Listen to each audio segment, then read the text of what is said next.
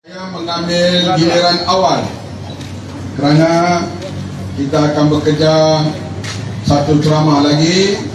Tahulah malam ini kita kena tamat berkempen jam 12 malam dan insyaAllah akan datang nanti yang berhormat Lim Guan Eng dan pengurusi Pakatan Harapan Kebangsaan Nasional, yaitu Datuk Seri Anwar Ibrahim. Saya yakin para pengundi telah pun membuat sikap mereka untuk mengundi siapa pada besok hari. Cuma dalam sentuhan terakhir ini, saya ingin ingatkan dua perkara sahaja, yaitu kita memilih sistem parliamentary demokrasi, keluhuran perlembagaan, raja berperlembagaan. Ini pilihan kita sejak daripada tahun 55, pilihan raya pertama diadakan sebelum merdeka. Inilah pilihan Datuk nenek moyang kita, sama ada Tengku Rahman, Datuk On, Tun Razak, Tan Chee Lock dan pemimpin pada waktu itu memilih sistem demokrasi berparlimen. Setiap kali dulunya kita ada 3 jenis pilihan raya. Satu, pilihan raya parlimen. Yang kedua, pilihan raya Dewan Undangan Negeri.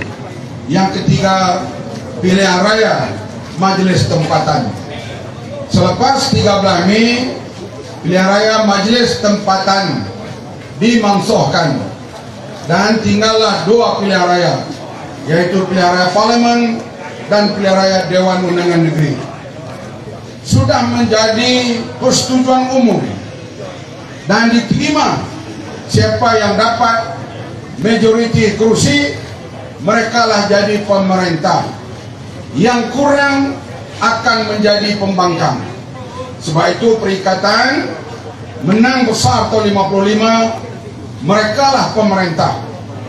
Pilihan raya tahun 59 memang perikatan menang lagi, pembangkang menang di Kelantan dan Terengganu, yaitu Parti Islam pada waktu itu. Kita pilihan raya lagi tahun 64, tahun 69 satu lagi negeri pembangkang dapat majoriti, yaitu di Pulau Pinang. Gerakan memerintah Pulau Pinang dan Kelantan kekal dikuasai oleh PAS. Inilah pilihan raya diadakan sampai kepada tahun 69. Ada pergaduhan kaum. Selepas darurat, selepas tamat darurat, kita lihat diberi kuasa kepada yang menang pilihan raya pada tahun 69, yaitu Parti Perikatan.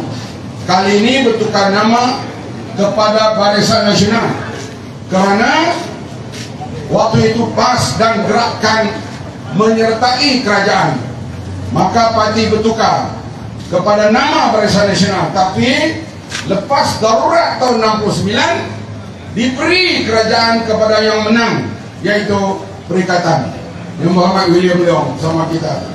Inilah proses demokrasi berjalan di Malaysia sampailah tahun 74, 78, 82, 90 pilihan raya, 99 sampai ke 2018. 2018 parti pemerintah yang begitu lama memerintah kalah. Barisan Nasional kalah, menang Pakatan Harapan. Dan tak sampai 2 tahun kemudian berlakulah peristiwa Sheraton, di mana yang kalah jadi kerajaan, yang menang jadi pembangkang. Artinya negara demokrasi berparlimen Malaysia dibina sejak tahun 55 hancur tahun 2020. Selepas berlaku peristiwa Sheraton, kerajaan tidak stabil lagi sampailah kepada hari ini. Kerajaan tidak stabil. Masa Mahyudin Yassin mengambil alih angkat sumpah Perdana Menteri, memang dia tak cukup majoriti. Sebab itu dia tak pernah bawakan undi percaya dalam parlimen. Kita kata dia tak cukup majoriti, tapi tak pernah dites dalam parlimen. 17 bulan kemudian 9 orang ahli parlimen UMNO menarik sokongan kepada Mahyudin Yassin. Bila tarik sokongan, yang di Pertuan Agong, pejabat yang di Pertuan Agong memberitahu, kamu kena letak jawatan karena kamu hilang majoriti. Mahyudin letak, naik Ismail Sabri pula. Tak sampai 3 tahun 3 Perdana Menteri. Kerajaan tidak stabil kerana Ismail Sabri hanya lebih 6 undi sahaja. Siapa yang tarik diri, dia boleh jatuh. Ada pemimpin UMNO datang jumpa kita. Mari kita berpakat jatuhkan Ismail Sabri. Siapa pula naik Perdana Menteri? Mungkin Mat Mazlan, mungkin ahli parlimen apa tu? Bukan bagian itu. Pasal salah. Mungkin Zahidan Kasim. Siapa pun boleh. Sebab bukan mandat daripada rakyat, mandat di kalangan ahli-ahli parlimen yang boleh berubah dari masa ke semasa. Jadi untuk pertahankan kedudukan, maka dilantiklah begitu ramai dalam kabinet. Ada menteri jaga Timur Tengah, ada menteri jaga Timur Tepi, ada menteri jaga itu jaga ini, semua bertaraf menteri. Kenapa? Nak jaga kedudukan. Mas Sabri boleh dijatuhkan bila-bila masa, sebab hanya lebih 6 kursi sahaja. Kita pula pembangkang Pakatan Harapan fikir, kalau jadi begini, menjelang pilihan raya 2023, barangkali 7 Perdana Menteri. Setiap Perdana Menteri bila dia nak implementkan rasanya. Oleh itu kita daripada Pakatan Harapan bersetuju supaya kita berbincang, biarlah Mas Sabri ini terus menjadi Perdana Menteri hingga pilihan raya. Dengan syarat, ada beberapa syarat yang kita letakkan. Yang pertama, keluarkan belanja yang begitu besar, lebih kurang 45 bilion untuk memerangi COVID. Berilah elang-elang kepada frontliner, belilah obat yang baik-baik, carilah jalan, perangilah COVID ini. Belanja yang begitu besar kita cadangkan dan pemerintah terima. Yang kedua, bantulah orang yang berniaga menghadapi masalah, karena kedai tutup dan masalah perniagaan mereka terkendala. Kerajaan beri bantuan untuk pulihkan kedudukan ekonomi, perniagaan ekonomi Malaysia. Yang ketiga, kita minta supaya parlimen pindah undang-undang akta, yaitu kita nak membuat satu akta baru, akta anti hopping law, yaitu akta anti lompat. Sebab saya dalam berkempen ni jumpa berbagai tiada orang Tionghoa. Mereka kata kami dah undi, kami dah beri kepada Pakatan Harapan, tapi kenapa Pakatan Harapan jatuh? Kerana mereka lompat. Lompat inilah yang menyebabkan kita kena jadi begini di Malaysia sekarang. Oleh itu, supaya tidak akan lompat lagi pada masa akan datang, maka dibuat undang-undang nanti anti hopping law. Siapa yang menang, dia kena berada dalam parti itu sekurang-kurangnya 5 tahun. Kalau dia nak lompat juga, boleh. Boleh. Datuk apa ni, yang berhormat William Leong, katalah William Leong kata, aku menang bukan kerana Pakatan Harapan, aku menang bukan kerana keadilan, aku menang kerana aku William Leong. Maka dia boleh letak jawatan dan bertanding semula. Ini dipanggil recall election. Yang itu yang dibuat di Australia, di Kanada, di New Zealand dan di UK. Nak lompat boleh, tapi you kena ambil mandat semula daripada rakyat. Setuju tak undang begini?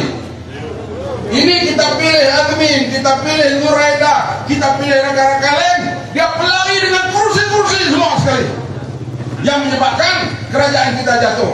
Kami pun ada 3 ekor di sini. Jadi kita kena buat sesuatu. Sebab itulah kita kata Politik tidak stabil bila diambil alih kerajaan cara Sheraton Mall. Ini yang berlaku sekarang ini. Dan kita lihat dia nak kekal kedudukan, dia kena lantik menteri banyak, GLC orang tu orang ni dan sebagainya. Kalau tak lantik, mereka ugut untuk tarik diri, kerajaan boleh jatuh. Inilah dikatakan kerajaan yang tidak stabil. Kita bina demokrasi daripada tahun 55 hancur tahun 2020. Oleh itu pilihan raya ini adalah pilihan raya untuk restore, untuk meletakkan semula asas demokrasi di Malaysia. Tanggungjawab ini berat, sebab nak beri kepercayaan, nak membina negara sekarang ini. Kita lihat keadaan yang tidak stabil itu berterusan. Pilihan raya Melaka, sekarang datang pula Johor, lepas ni tak mana-mana lagi. Yang kedua saya nak sentuh ialah soal rasuah. Ya, kami bila ambil alih pemerintahan 2018, menteri yang pengalaman seorang saja, Tan Sri Mahyudin Yassin. Lin Guan Eng pengalaman ketua menteri, Azmin Ali pengalaman menteri besar. Lain semua tak pengalaman. Wan Adidah terus jadi timbalan Perdana Menteri, tak ada pengalaman. Paman terus jadi menteri pertahanan, lagi tak ada pengalaman. Salihuddin Ayub jadi menteri pertanian.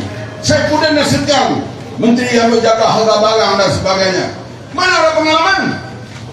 Tetapi apa yang berlaku yang diukur oleh Transparency International ini penting. Markah jangan kita beri sendiri. Kita memerintah markah diberi orang lain, bukan kita memberi markah.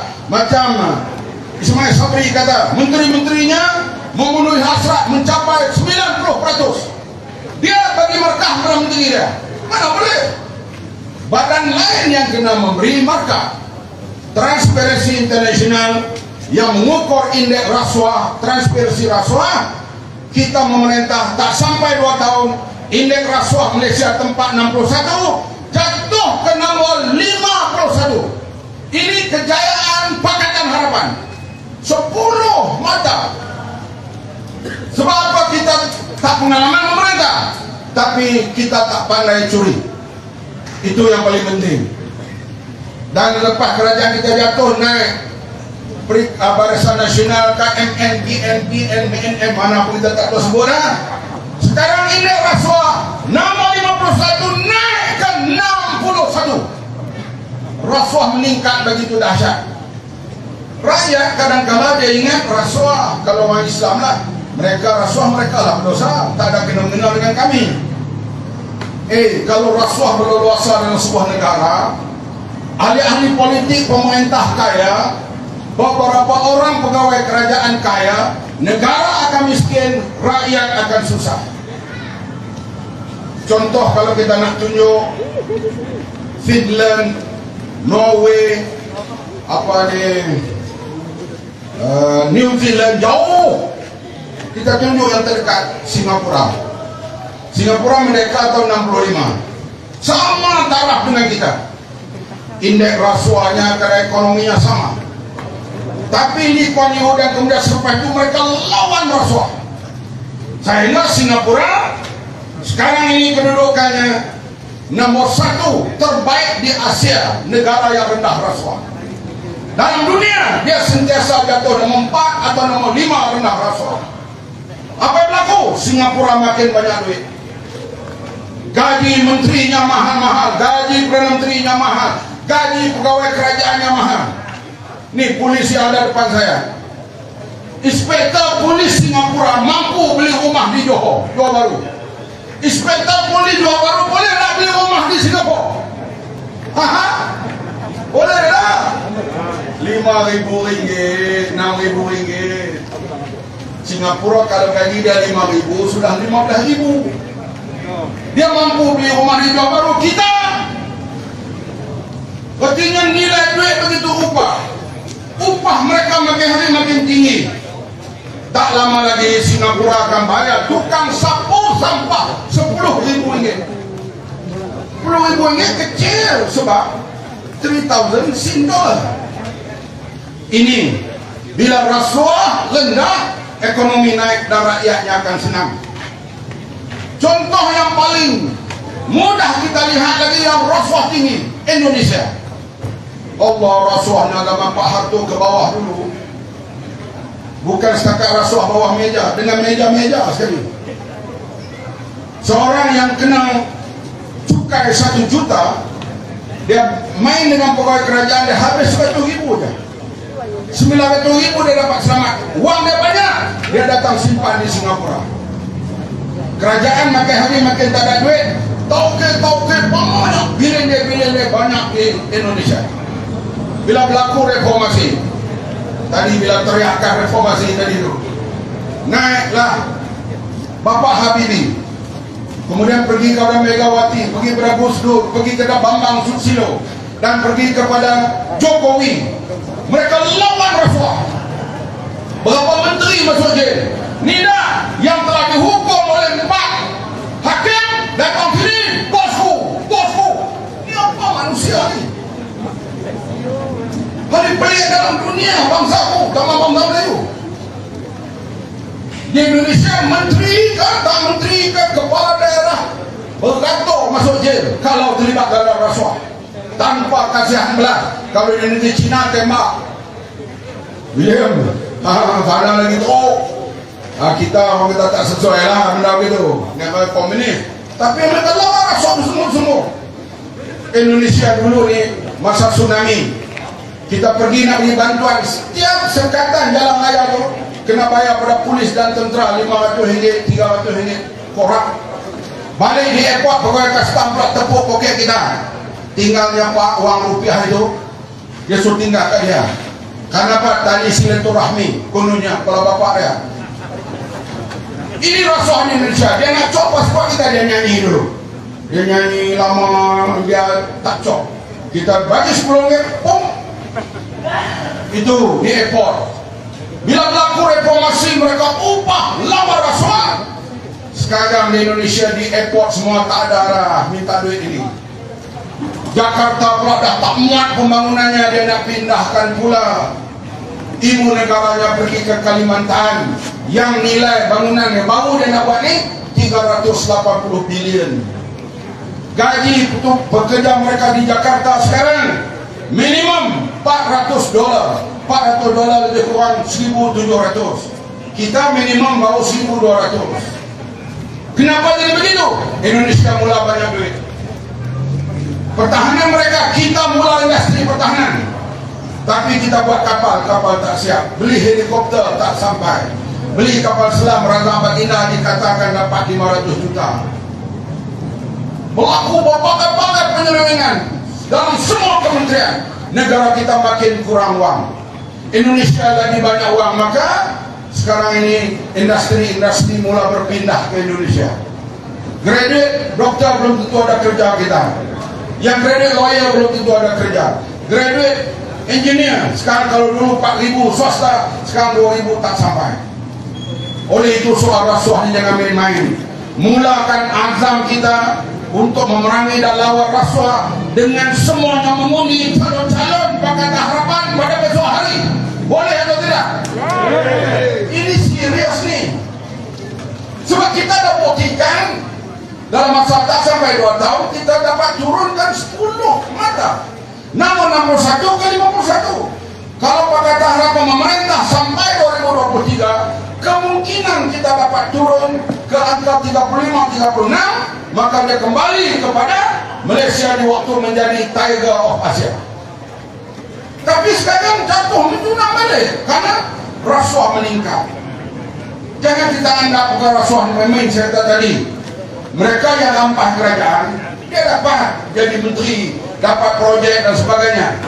Kami yang hilang kerajaan, kami masih MP.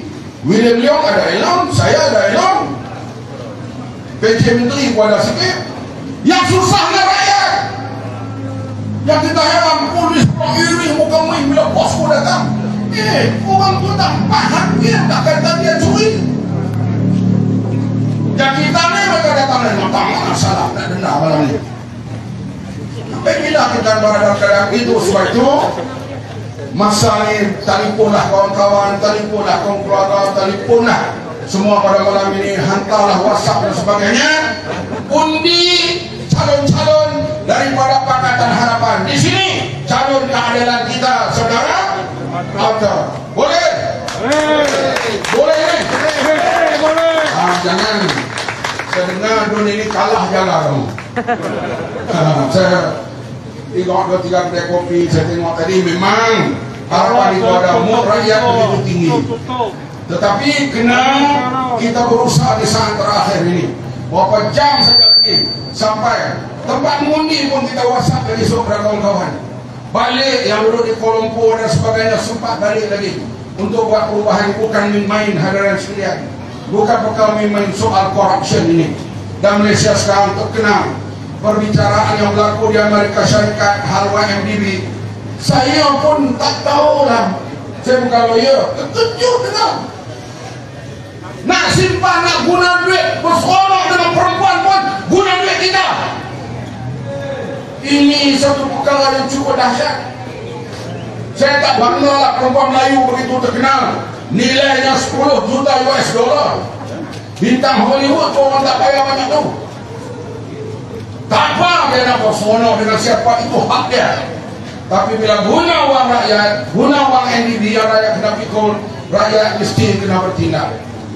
Itu saya harap semua-semua buatlah bisikan terakhir, kempen terakhir, menangkan calon kita di Bukit Batu ini, yaitu saudara Abda ini. Boleh semua? Boleh. Itulah saja ucapan. Terima kasih kepada semua. Wabillahi taufik. Nandri. Terima kasih kepada semua.